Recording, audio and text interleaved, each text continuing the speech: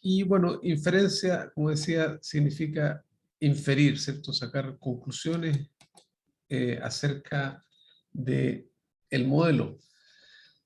Lo que sabemos hasta ahora es que, dados los supuestos de Gauss-Markov, ¿cierto? El método de mínimos cuadrados ordinario, que es el que hemos estado usando para estimar los betas, ¿cierto? Produce el mejor estimador lineal insesgado o no sesgado, como quieran llamarle. Por lo tanto, el mínimo cuadrado se reconoce como un MELI, un mejor estimador lineal insesgado, o en inglés sería un BLUE, Best Linear Unbiased Estimator, ¿cierto?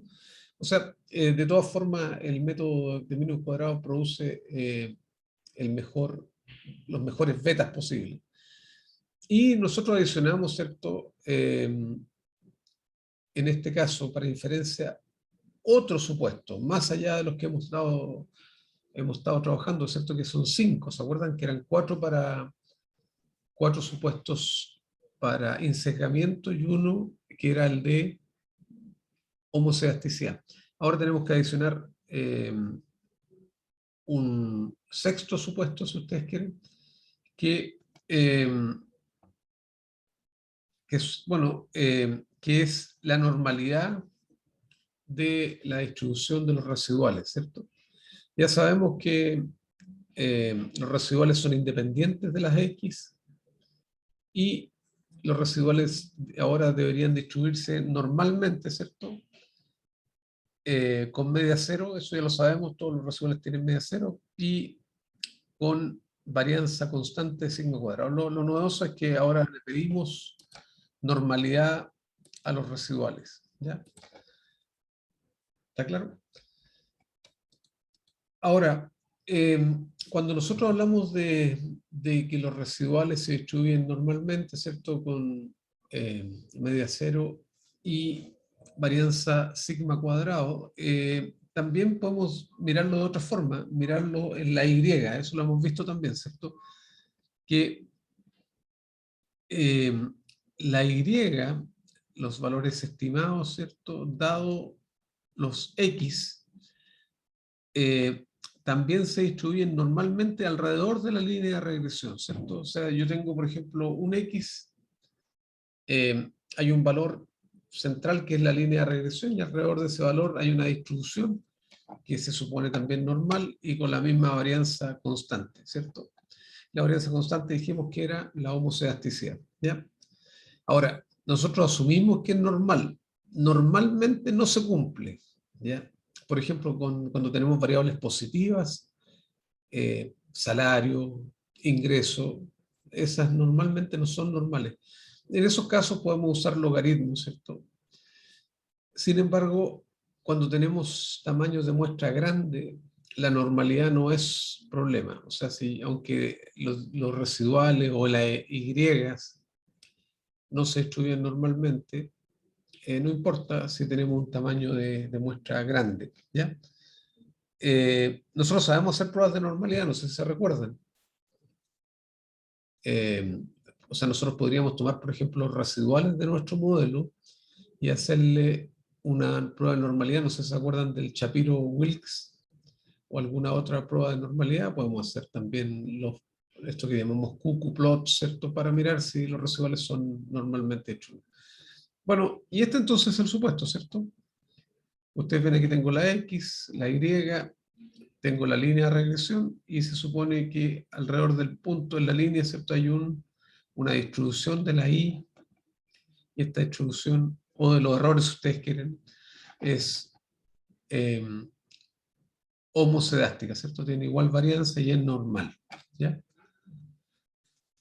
Así que se asume que la I se distribuye normalmente alrededor de la línea de regresión, o los residuales se distribuyen normalmente. Y lo otro que nosotros sabemos es que los beta estimados, ¿se acuerdan? Los beta sub j, se supone que se distribuyen alrededor del valor verdadero, ¿no es así? Del beta sub j de la población, del parámetro, ¿cierto? Y esta distribución también debería ser normal, ¿ya? Alrededor del beta y con varianza para el beta sub j, que ya sabemos cómo calcularla. ¿Se acuerdan? Esta varianza está influenciada por sigma cuadrado, que es la varianza de la regresión, por la sumatoria de x y también por la multicolinialidad. No sé si se acuerdan de esa fórmula. Pero entonces también se asume que los betas se distribuyen normalmente alrededor del parámetro, ¿ya? Y por lo tanto, si yo hago un cociente, como lo hacemos acá, para hacer este cociente, por ejemplo, si yo tomo el beta estimado menos un valor para potencial, ¿cierto? Para el beta real, que es la prueba de hipótesis, ¿cierto? Y lo divido por el error estándar, esta distribución también es normal. Bueno, y es por eso que nosotros usamos entonces la prueba de T, ¿cierto? Nosotros cuando hacemos prueba de hipótesis, ¿cierto? Usamos prueba de T y basado en todos estos supuestos que conversamos, normalidad de los residuales o de la I y además normalidad en la distribución de los betas alrededor del parámetro, pero usamos T, ¿cierto? ¿Se acuerdan? Tomamos el beta, le restamos una constante que normalmente es 0 para la prueba clásica y dividimos por el error estándar, ¿ya? ¿Por qué usamos T y por qué no usamos Z? Bueno, usted ya lo sabe, ¿cierto? Porque la varianza es desconocida, ¿cierto? La varianza de la población en este caso es desconocida. Nosotros la estimamos a través de la muestra, ¿no es así? Y por lo tanto, por eso usamos T. ¿Podríamos usar Z eventualmente? Claro, podríamos usar Z si tuviéramos tamaños de muestra grandes, ¿cierto? Pero normalmente se usa T, la prueba de T, ¿ya? Entonces, ¿nosotros qué hacemos? Hacemos una prueba de hipótesis, ¿cierto? Y todos los software hacen la prueba clásica, es comparar cada beta con 0, ¿cierto? Entonces la hipótesis nula es que dentro de la regresión uno de los betas es 0, ¿cierto? El beta sub j, por ejemplo, es 0, ¿ya? Y si yo rechazo, por supuesto, quiere decir que hay efectos de ese beta o de esa variable sobre la variable y, ¿cierto? En cambio, si yo acepto, se acepta la hipótesis nula, quiere decir que no hay efectos, ¿cierto?, de esa variable sobre la y, ¿ya? Pero acuérdense que esos efectos son ceteris paribus, son todos los demás factores constantes. Entonces eso es bien importante a la hora de interpretar. Ustedes tienen que decir para un mismo nivel de las otras X, ¿cierto? O ceteris paribus, el efecto de esta X sobre Y es tanto, ¿ya? Y construimos nuestro estadístico, ¿cierto? Y determinamos una regla de rechazo, que es el método clásico, y aceptamos o rechazamos la hipótesis nula, ¿cierto? Bueno, y aquí, esto de alguna forma lo habíamos visto también, pero lo vamos a volver a repasar. Aquí tenemos alternativas de una cola y de dos colas, ¿ya? Y habíamos comentado, ¿cierto?, que cada vez que en la hipótesis alternativa yo tenga distinto, yo sé que es de dos colas. Si yo tengo mayor o igual, sabemos que es una alternativa de una cola, ¿ya? Ahora, el famoso alfa que nosotros usamos, ¿qué es el alfa? El alfa corresponde básicamente a lo que llamamos error tipo 1, que es la posibilidad, ¿cierto?, de rechazar la hipótesis nula cuando esta es verdadera, ¿cierto?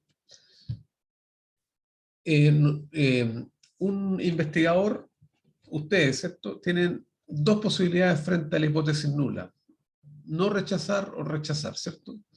Y la hipótesis nula podría ser verdadera o falsa. Entonces, por ejemplo, si yo no rechazo la hipótesis nula cuando esta es verdadera, estoy bien, pues, ¿cierto? No la rechazo porque es verdadera. O sea, por ejemplo, yo digo el beta 1 es 0. En cambio, si yo la rechazo, cuando es verdadera, estoy cometiendo un error, ¿cierto? Y este error se llama tipo 1. ¿Ya? Este error tipo 1 es lo que nosotros llamamos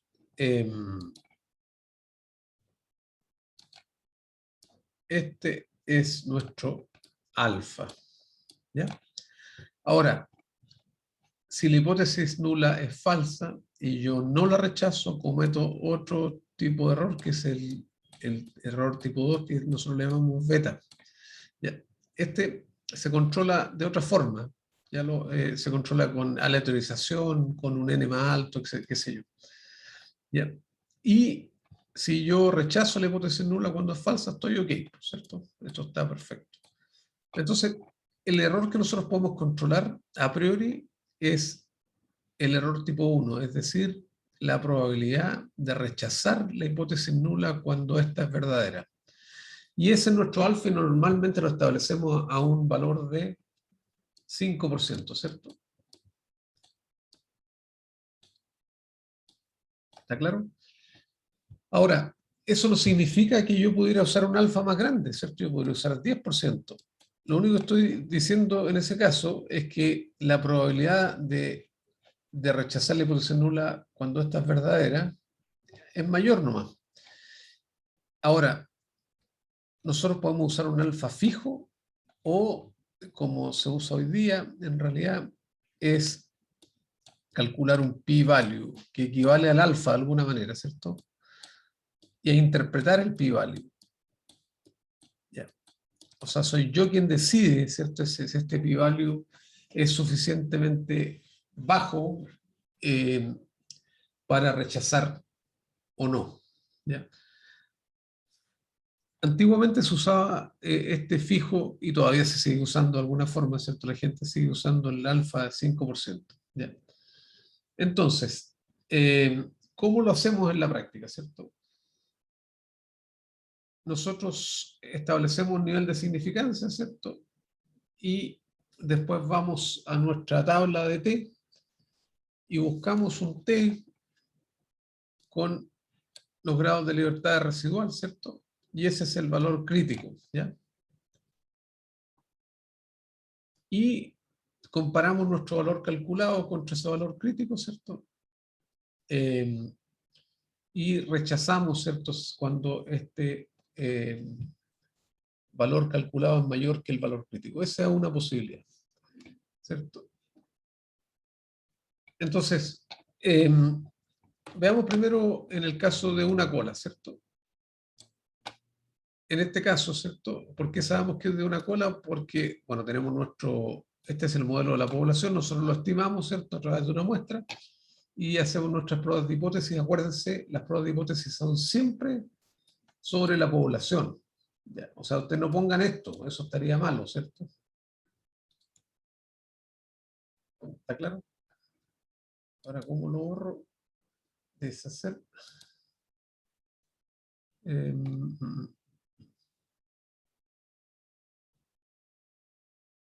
a ver, acá está el borrador. Ahí está. ¿Está claro? O sea, siempre son las hipótesis en sobre la población. Por eso se llaman inferencias, ¿cierto? Estoy haciendo inferencias acerca de la población a partir de la muestra. Y la hipótesis alternativa, ¿cierto? Que le pueden llamar H1 o HA también. En este caso sabemos que es de una cola porque dice mayor. ¿Ya?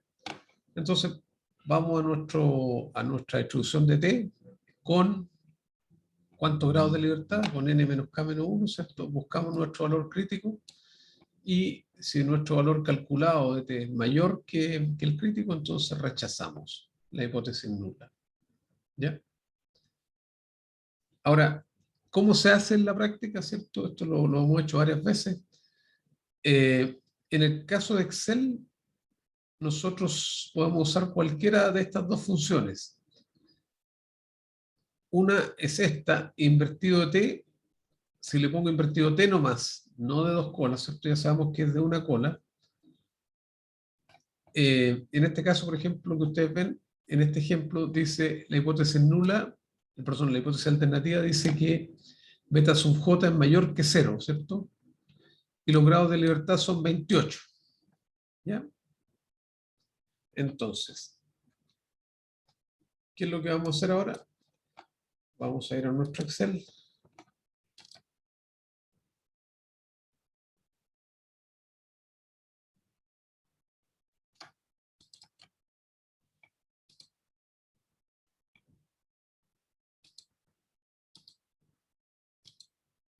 Ahí sí.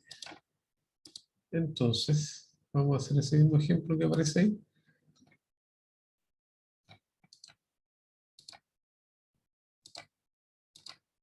Decía, la hipótesis nula, ¿cierto? La hipótesis alternativa, perdón, era mayor. Por lo tanto, yo sé que es de una cola.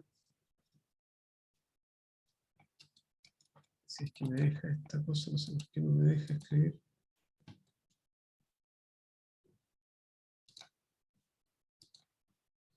Curiosamente, escribo sobre el Excel y no me deja.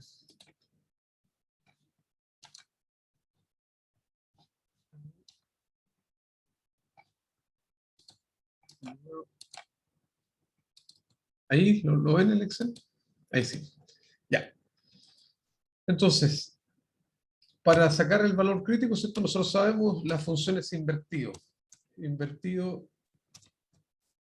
T, y ustedes ven que ahí aparecen dos, de una cola y dos colas. ¿Ya? Entonces, ahí yo tengo, en este caso, si yo pongo el alfa, ¿cierto? 5%, y los grados de libertad que aparecían en ese ejemplo eran 28, ¿cierto? Ahí aparece la cola izquierda, pero nosotros sabemos que esto es simétrico, así que da lo mismo. El valor crítico es 1,7, ¿ya? Que es lo que aparece ahí. Eran 18 grados. 18 grados de libertad. ¿Qué le puse yo? ¿28 parece? 18. No cambia mucho, sí. 18. Ahí está. 1,73, ¿cierto? Si ustedes lo miran, ahí está el valor 1,73. Lo puedo mirar en la cola izquierda o la cola derecha. Ah, el primero era ya, ahora sí. En la cola derecha eran 28, ¿cierto? 28 grados de libertad. Ya. Y si yo miro esa cola derecha,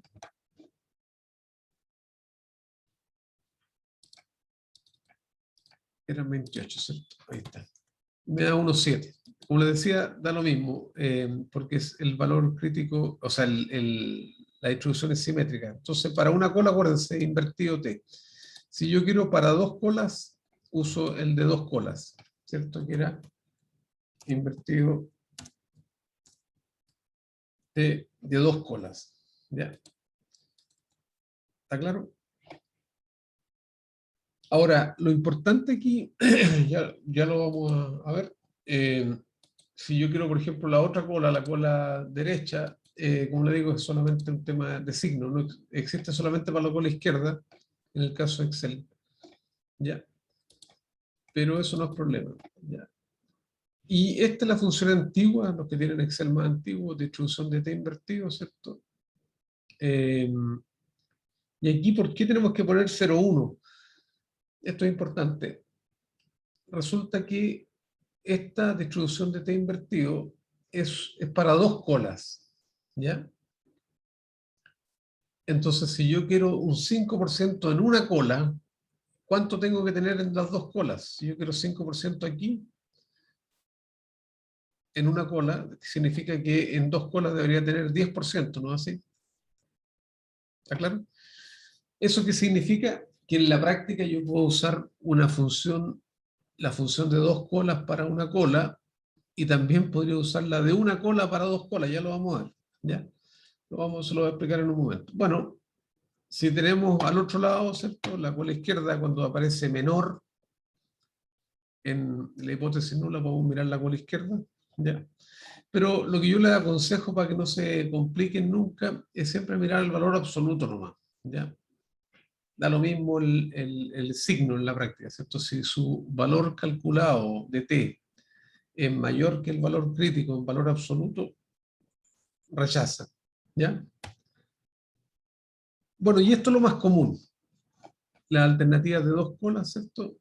Donde básicamente nosotros tenemos este es el modelo de la población sobre el cual vamos a hacer inferencias, ¿cierto? Lo estimamos a través de una muestra, y después, esto es lo clásico, ¿cierto? Decimos que la hipótesis nula que el beta sub j es 0, y la hipótesis alternativa que es distinto de 0, yo ya sé que son dos colas, ¿ya? Y por lo tanto, nuestro valor crítico, si yo hablo, por ejemplo, de un 5%, ¿qué significa? Que a cada lado, ¿cuánto tengo?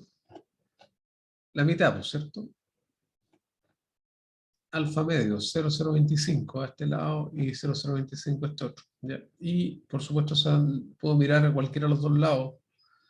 Si nuestro valor calculado es mayor que el valor crítico, entonces rechazamos, ¿ya? Y aquí tenemos la alternativa de dos colas, ¿cierto? Si ustedes se fijan, aquí dice regla de rechazo, ¿cierto? Para la hipótesis alternativa que beta sub j es distinto de 0, ya sabemos que dos colas con 25 grados de libertad, este ejemplo, ¿cierto? Y ustedes ven que usamos directamente la función invertido t de dos colas, ¿ya? Con el alfa y los grados de libertad, que acuérdense que son de residual. Y esta es la función antigua, que sabemos que es de dos colas, distribución de t invertido, con el alfa 0025 y perdón, 005 y los 25 grados de libertad. Bueno, entonces para que les quede súper claro, vamos a hacer lo siguiente. Corramos nuestra regresión. Si ustedes se fijan, dentro de su set de datos hay varios, usemos el de salario que estábamos usando, no sé si se acuerdan. Hay un set de datos que se llama salario.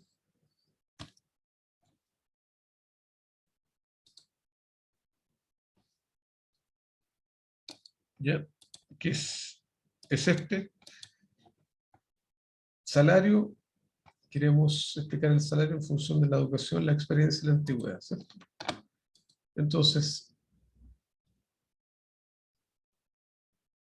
vamos a ir a datos, análisis de datos, regresión.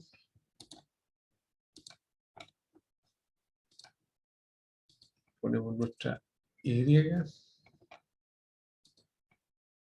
las X, ¿cierto? Tiene rótulos, lo vamos a poner aquí, en un rango de salida lo vamos a poner aquí mismo, ahí. ¿Ya? Bueno. Entonces, ustedes ya saben, tenemos los betas, tenemos el error estándar, que ustedes ya saben cómo se calcula, y calculamos nuestro estadístico t, ¿cierto? En este caso, la hipótesis nula, por ejemplo, veamos el caso de educación. Dice que en la población el beta 1 es 0, ¿cierto? Que en el caso de educación. Y la hipótesis alternativa, o H1, como quieran llamarle, que es beta 1 distinto de 0.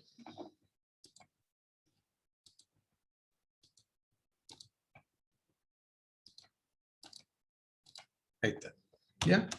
Ya sabemos que es de dos colas, ¿cierto? Y entonces nosotros calculamos nuestro estadístico, ustedes ya saben cómo se calcula, como la hipótesis nula es 0, en la práctica sería el t, sería beta 1 estimado menos 0, ¿cierto? Que es el valor de la hipótesis nula, dividido por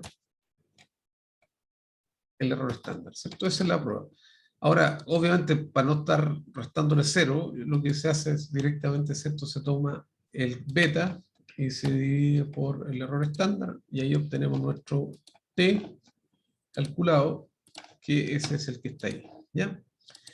Y ese t calculado lo vamos a comparar contra un t crítico, ¿cierto? Y el t crítico, ya sabemos cómo se hace. Como sabemos que es de dos colas aquí, vamos a usar la función invertido t de dos colas con un alfa del 5% por defecto, y acuérdense con los grados de libertad de residual. Siempre son los grados de libertad de residual. Y ese es el t crítico. Entonces, si ustedes comparan el t calculado contra el t crítico, y este es mucho mayor que este, ¿cierto? T calculado, este es mucho mayor que el t crítico, ¿cierto? Entonces, ¿cuál es su conclusión? Rechazar. ¿Ya?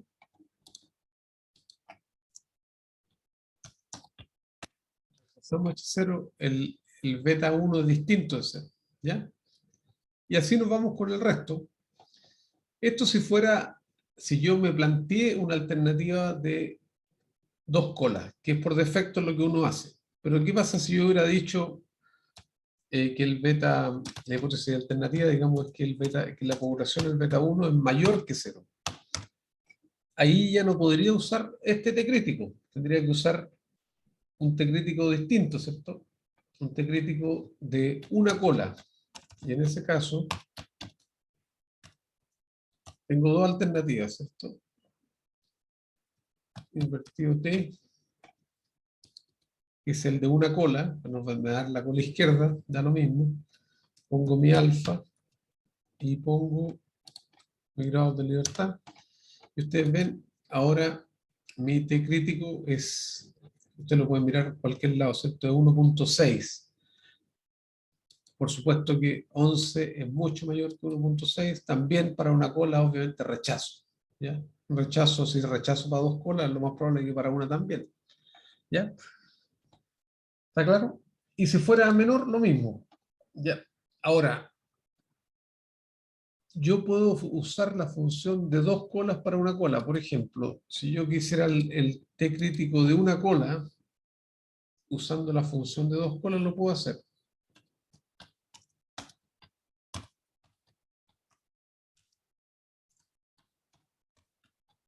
¿Cierto? Vamos a hacer, por ejemplo, invertido t de dos colas.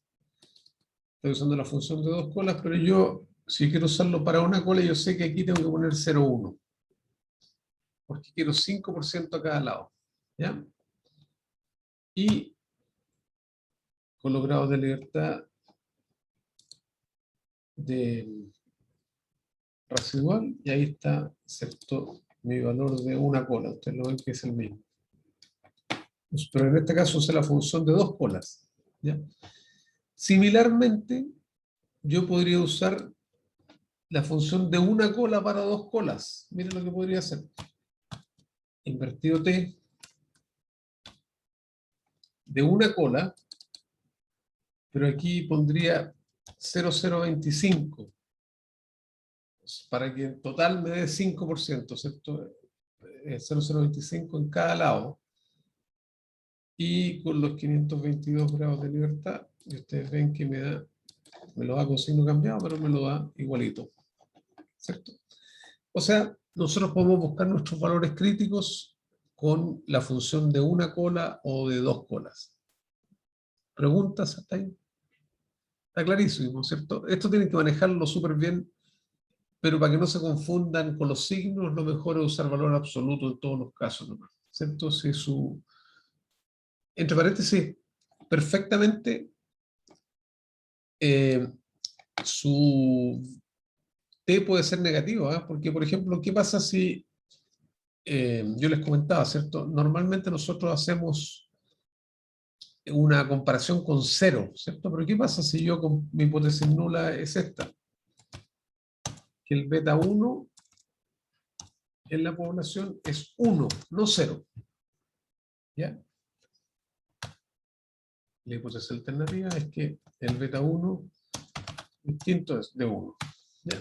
Ya sé que es de dos colas, ¿cierto? ¿Y qué tendría que hacer aquí? Calculo mi t, que sería el beta 1, ahora menos 1, que es el valor de la hipótesis nula, dividido por el error estándar. Y ustedes ven, me sale 7. ¿Ya? Entonces, para que ustedes no se confundan con el signo, yo voy a decir aquí que es 7,8 y lo comparo con este 1,9 y rechazo. ¿Ya?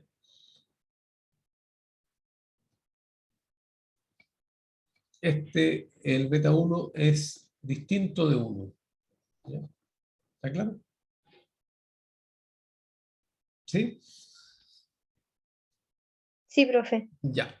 Bueno, esto yo sé que lo han hecho varias veces, pero hay que entenderlo muy bien. Así que la prueba clásica es 0 para la hipótesis nula, ¿cierto? Que el valor del beta es 0, pero ustedes lo pueden comparar contra cualquier constante. ¿Ya? Eso es importante.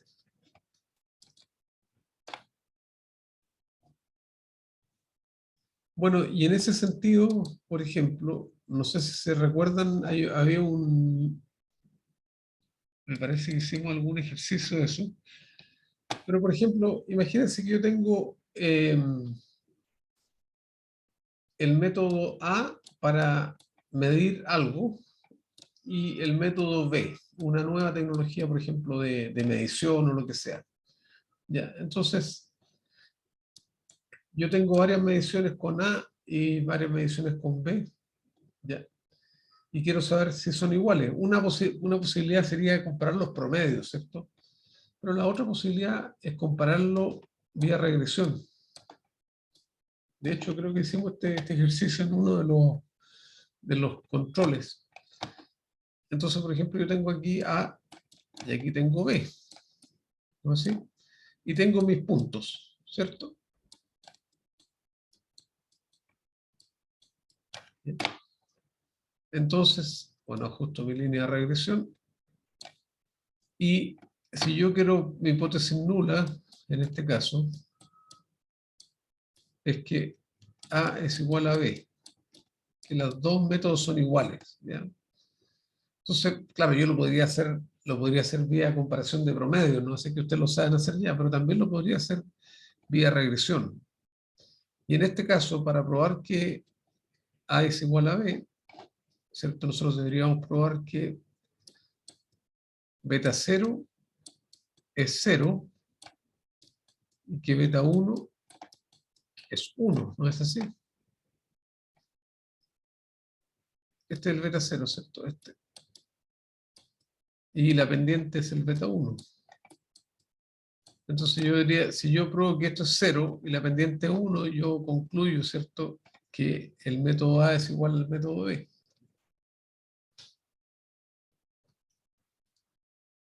¿Se entiende?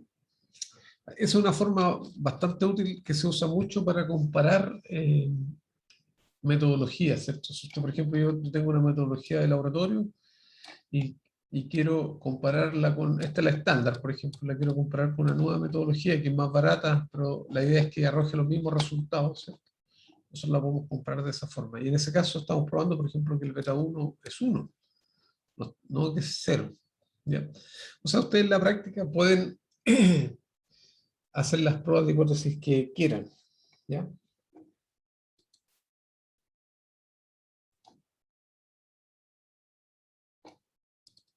Bueno, entonces, un resumen, ¿cierto? Respecto a la prueba de hipótesis convencional, se asume, ¿cierto?, que la hipótesis nula es que el beta es 0, el beta sub 1, el 2, 3, lo que sea, cuántos betas tengan ahí. Se asume que es una prueba de dos colas o dos lados, ¿cierto? Y si nosotros rechazamos H0, diríamos, por ejemplo, que X es estadísticamente significativa o estadísticamente significativa al nivel de 5%, por ejemplo. ¿Ya? Y si no se rechaza que no es significativa, ¿cierto? Al alfa de tanto por ciento. ¿Ya? Bueno, ya habíamos dicho que se pueden hacer cualquier tipo de hipótesis, ¿cierto?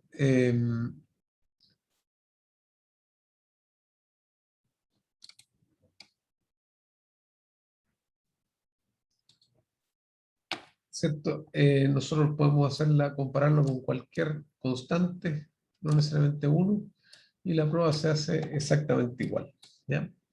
Lo que pasa es que para la prueba estándar esa constante es cero, ¿cierto? Pero en realidad la prueba se hace igual. ¿Ya?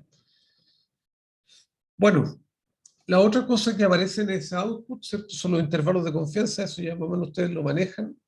Eh, y básicamente los intervalos de confianza, eh, acuérdense, los intervalos de confianza son para el beta sub j en la población, ¿cierto? ¿En qué valor se podría encontrar? Nosotros estimamos el promedio de ese beta sub j, pero le vamos a dar un intervalo, ¿ya? ¿Y cómo se calcula?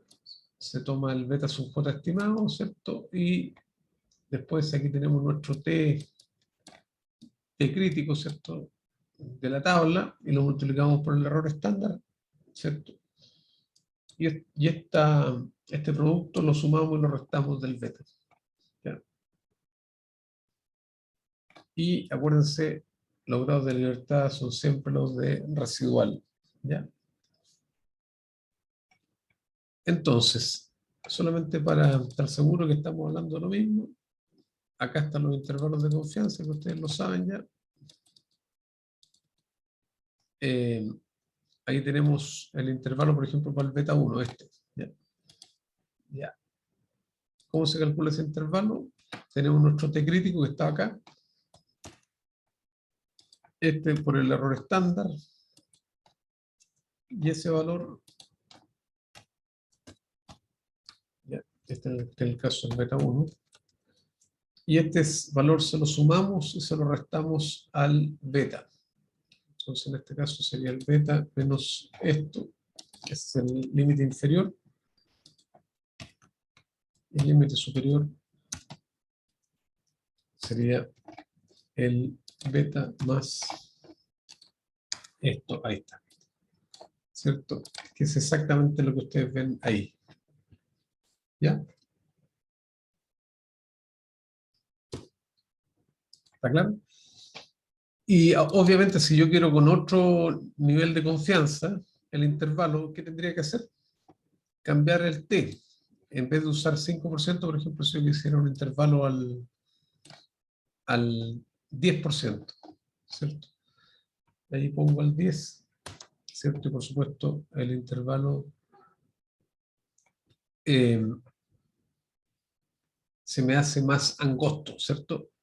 Acuérdense, mientras mayor sea el nivel de confianza, el intervalo se hace más amplio. Mientras menor sea el nivel de confianza, el intervalo se hace más angosto. ¿Ya?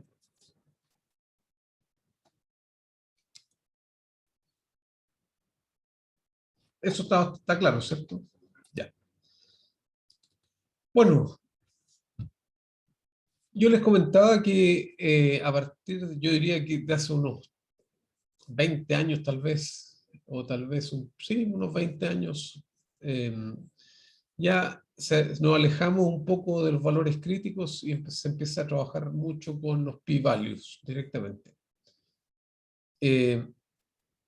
Y la pregunta que nos podríamos hacer es, ¿cuál es el menor nivel de significancia al cual la hipótesis nula podría ser rechazada?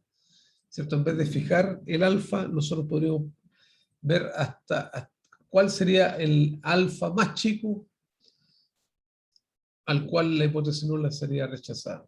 ¿Ya? Y para eso se calcula el p-value, y lo que hacemos en ese caso, ¿cierto? Calculamos el t, y ese t lo metemos en la distribución de t y calculamos el p-value. Ahora, ¿cómo se define el p-value? Esto es bien importante.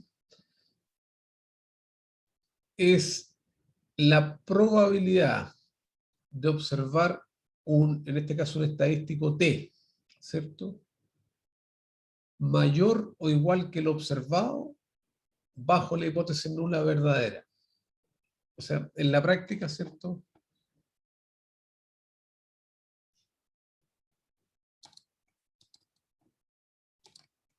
Vamos a borrar todo aquí. Tengo mi distribución. Ups. Mal. Me hace falta la tabla. Ahora pedí dentro de los wishlists, ¿cierto? Para Navidad, una tablet para dibujar. No nos llegó a nosotros, ¿eh? Se dijo que había llegado para todos, pero la verdad que no es cierto. Bueno, entonces yo tengo, acuérdense, aquí tengo mis valores de t, ¿cierto? Esta es la distribución de los valores de t para n menos k menos 1 grado de libertad. ¿Ya? Ustedes saben que las distribuciones de t dependen de los grados de libertad. Entonces, ¿qué pasa? Antiguamente, ¿qué hacía yo? Definía mi valor crítico, ¿cierto? Mi t crítico.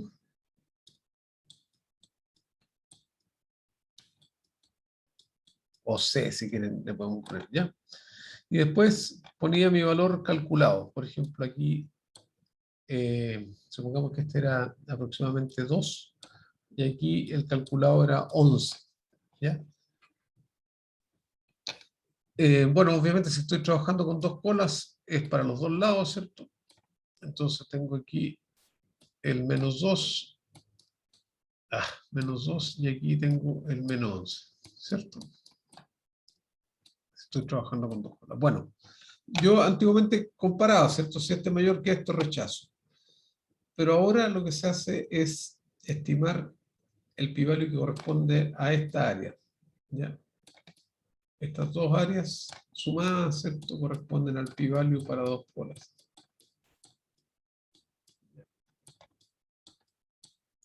¿Y qué es el p-value? Es la probabilidad, ¿cierto?, de obtener un valor mayor o igual que el obtenido bajo la hipótesis nula verdadera, ¿cierto? Porque ¿cómo obtuve yo este t?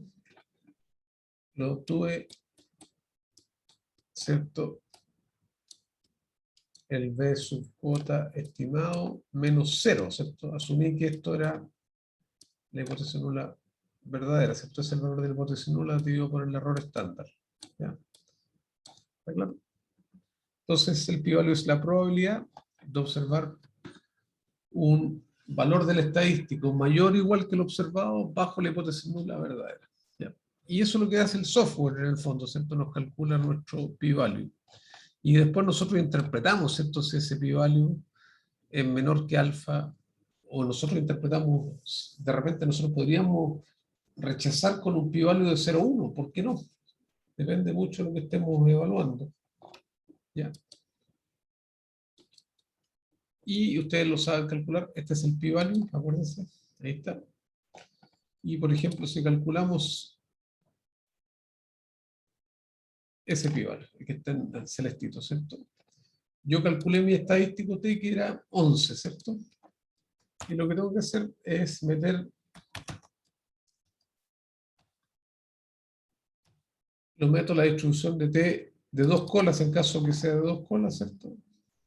¿Ya?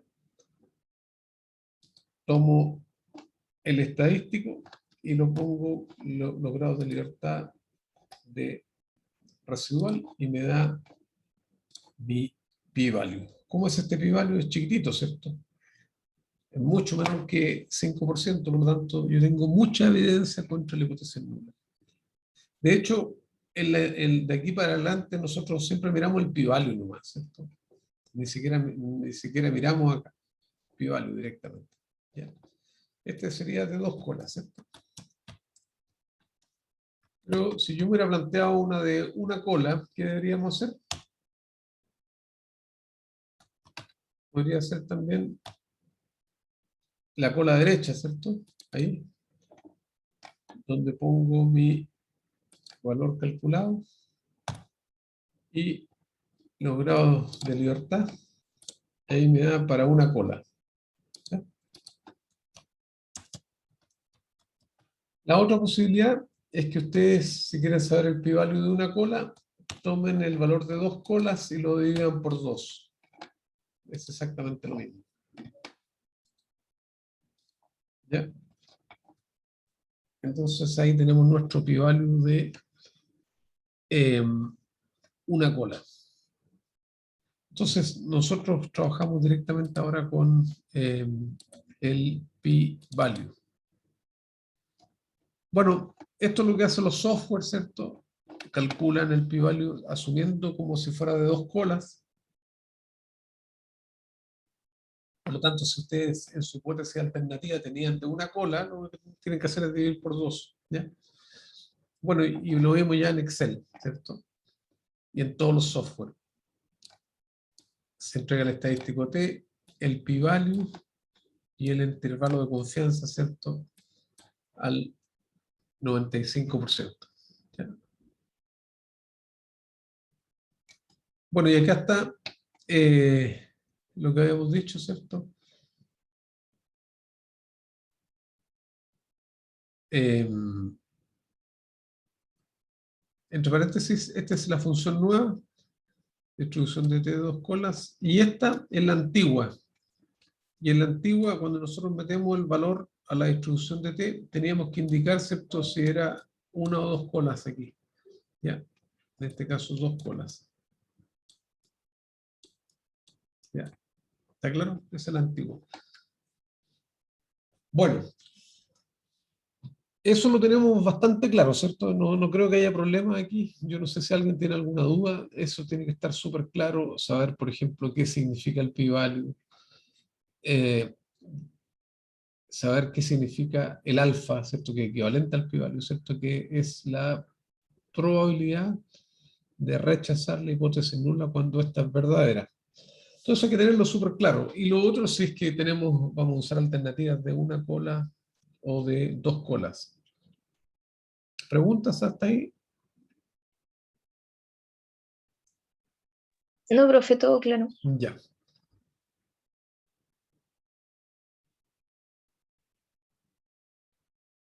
Bueno, entonces ahora vamos a complicar un poquito más el tema, porque hasta la hora estas pruebas de test se usa para cada beta individualmente, ¿cierto? Entonces yo en el fondo miro si el beta 1 es significativo, si el beta 2 es significativo, ¿cierto? De esta forma. ¿Ya? Pero, ¿qué pasa si nosotros tenemos pruebas que involucren más de un beta? ¿Ya? Y aquí estamos hablando de pruebas de hipótesis acerca de lo que llamamos una combinación lineal de betas. ¿Ya? Y en este caso, ¿cierto? Tenemos el siguiente modelo. Un modelo que estima el salario de una persona en logaritmos en función de los créditos que hizo en un instituto profesional, en la universidad y corregido por experiencia. ¿Por qué se estima este modelo? Porque se quiere ver si un año o un crédito en el instituto profesional vale lo mismo que un crédito en la universidad. En la práctica, ¿cierto? Nuestra hipótesis nula es que beta 1 es igual a beta 2. ¿Cierto? Que estos dos betas son iguales. Esa sería mi hipótesis nula. O dicho de otra manera, que beta 1 menos beta 2 es 0. Que la diferencia entre ellos es 0. ¿Cierto? Esto sería, ¿qué pasaría? Piensen ustedes desde el punto de vista económico, ¿cierto? Si efectivamente estos betas son iguales, significa que da lo mismo ir a la universidad que a un instituto profesional. Y eso pasa en muchos países desarrollados. los técnicos, ¿cierto? La gente que estudia en institutos pueden ganar salarios tan buenos como un profesional. ¿Ya? ¿Está claro? Obviamente para un mismo nivel de experiencia, ¿cierto? Por eso se corrige por experiencia, ¿ya? Entonces, ahora, en vez de probar entonces si beta 1 es igual a una constante, vamos a probar esto. Y se usa el mismo procedimiento para formar el estadístico T, donde se hace aquí la diferencia, pero aquí necesitamos el error estándar de la diferencia, ¿ya? Y ese error estándar de la diferencia es medio complejo de calcular, ¿ya? Eh, y bueno, aquí está el error estándar de esa diferencia, ¿cierto? Ustedes ven la fórmula. Aquí al final llegamos a que el error estándar de la diferencia es igual al error estándar del beta 1, del beta 2, y aparece este término que ustedes ven aquí. Y este es un término medio complejo de estimar, que es la covarianza entre los dos betas. ¿Ya? Entonces, por supuesto que los software más sofisticados esto lo hacen, pero un software como Excel eh, difícilmente. ¿Ya? Entonces el problema en softwares más sencillos es que la estimación del error estándar de la diferencia es complejo. Entonces, eh, como les decía, todos los software como Stata, SPSS lo permiten hacer, lo vamos a hacer de hecho en Stata, pero nosotros en Excel podemos hacer algo mucho más sencillo eh, que nos puede permitir después hacer todo tipo de comparaciones. Ustedes lo van a ver, el método es exactamente el mismo. ¿Ya? Entonces, ¿qué es lo que vamos a hacer? Vamos a definir un nuevo parámetro que vamos a llamar θ1, que va a ser, θ1 vamos a decir es la diferencia de beta 1 y beta 2, ¿ya? Y vamos a tratar de estimar este θ1 de una manera sencilla, de manera que podamos hacer una prueba de hipótesis diciendo que ese θ1 es cero, que la diferencia es cero, ¿cierto? Contra una hipótesis alternativa que puede ser menor que cero o distinto de cero, como quiera, ¿ya? En la práctica queremos hacer un, un, un T tradicional, ¿ya? ¿Qué es lo que vamos a hacer? Como sabemos que θ1 es la diferencia entre beta 1 y beta 2, ¿cierto? Despejamos beta 1, ¿ya? Y beta 1 nos queda como θ1 más beta 2, y lo reemplazamos en el modelo original, ¿ya? Donde aparece beta 1, ¿cierto? Nosotros vamos a poner, ¿cierto? θ1 más beta 2. Ustedes lo ven ahí, ¿cierto? Donde aparece beta 1, ponemos, ¿ya? Bueno, y si desarrollamos el álgebra aquí, ¿cierto? Nos quedamos finalmente con el siguiente modelo. Dice que el logaritmo del salario es igual a θ1 multiplicado por, ¿cierto? El θ1 por los créditos del instituto profesional, ¿no así? Beta 2 por la suma de los créditos en instituto profesional más la universidad, y después acá la experiencia. Pero aquí está lo interesante. Ya tenemos aquí nuestro θ1, y en Excel este θ1 va a aparecer con su error estándar, y por lo tanto yo puedo hacer la prueba de hipótesis directamente, ¿ya? Entonces, por favor, abran un archivo que se llama créditos, salarios versus créditos universitarios, ¿cierto? Con eso vamos a trabajar.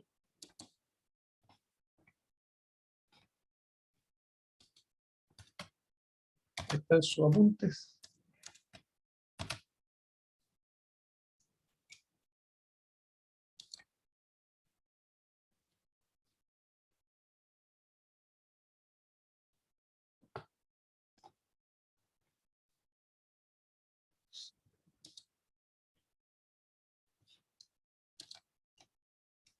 ¿Lo encontraron?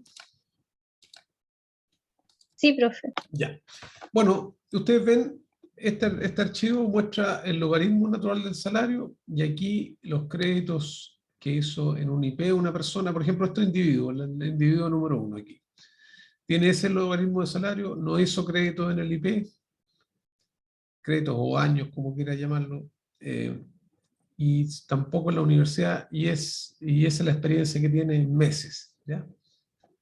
¿Se fija? Hay algunos que tuvieron solamente en la universidad, pero no en el IP, y otros que estuvieron en ambos, ¿ya? ¿Se entiende el set de datos, ¿cierto? Entonces, lo que vamos a hacer ahora, vamos a ir a datos, análisis de datos, regresión. Vamos a correr nuestro modelo normal, ¿cierto? Logaritmo natural del salario, en función de de estos dos créditos, más la experiencia, ¿cierto? Ahí.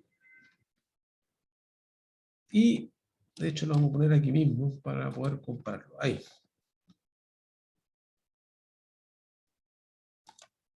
Listo. Ahí está nuestro output. Y ahí está el beta 1, ¿cierto? Que es 0066. Y el beta 2, que es 0077, ¿cierto? 0067 y 0077. O sea, si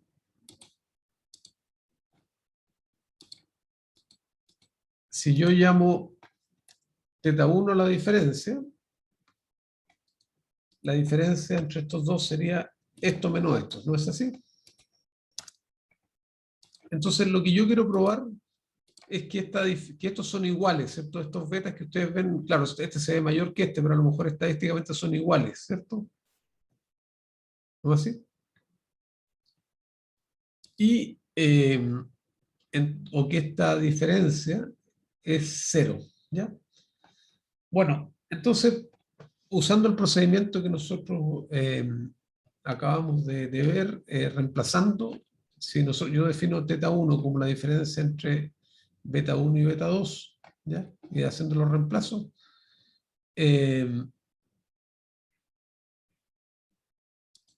voy a cambiar esto para acá. Y aquí voy a crear una nueva variable que sería créditos IP más créditos universitarios, de acuerdo al desarrollo, ¿cierto?, del álgebra que vimos. ¿Ya? Entonces esto sería esto más esto. ¿Ya? Y ahora voy a desarrollar un modelo donde voy a tratar de explicar el salario en función de los créditos IP más esta suma y la experiencia, ¿ya?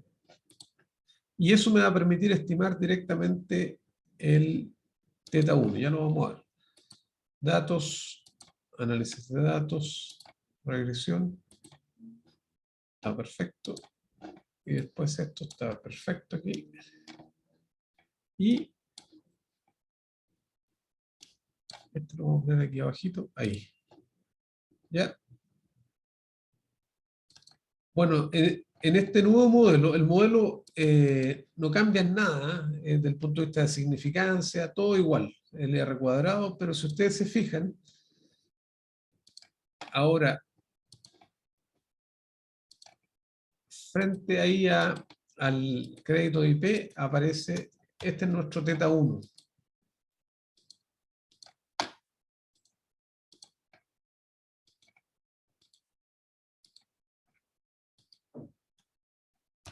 ¿Cierto? Y ustedes ven que esa es la diferencia que ya habíamos calculado ahí.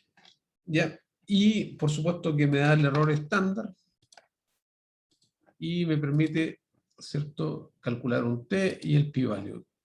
¿Qué dice este resultado? Dice que teta 1 es 0. No puedo rechazar, si yo uso un alfa de 5%, ¿cierto? Diríamos que son iguales. O sea, que la diferencia es 0. Que beta 1 es igual a beta 2 en la población. ¿Se fija? Porque la diferencia es 0. Entonces, lo que hicimos acá es crear una nueva variable que llamamos teta 1 Después despejamos beta 1 en función de beta 1 y beta 2. Reemplazamos, ¿cierto? Se nos arregló la ecuación y pudimos estimar directamente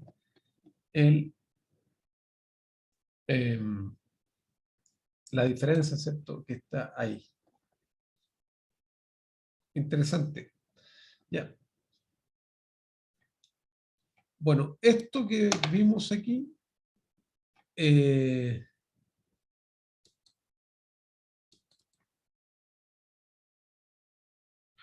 nos permite, por supuesto, estimar directamente el teta 1 de la regresión, y esto es muy importante. Nosotros podemos probar cualquier combinación lineal de parámetros de manera similar.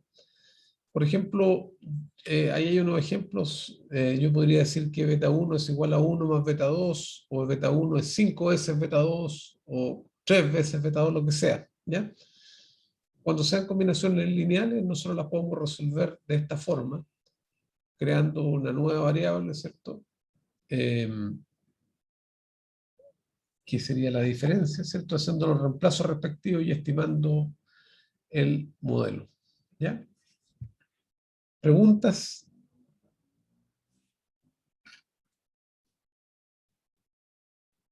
¿No?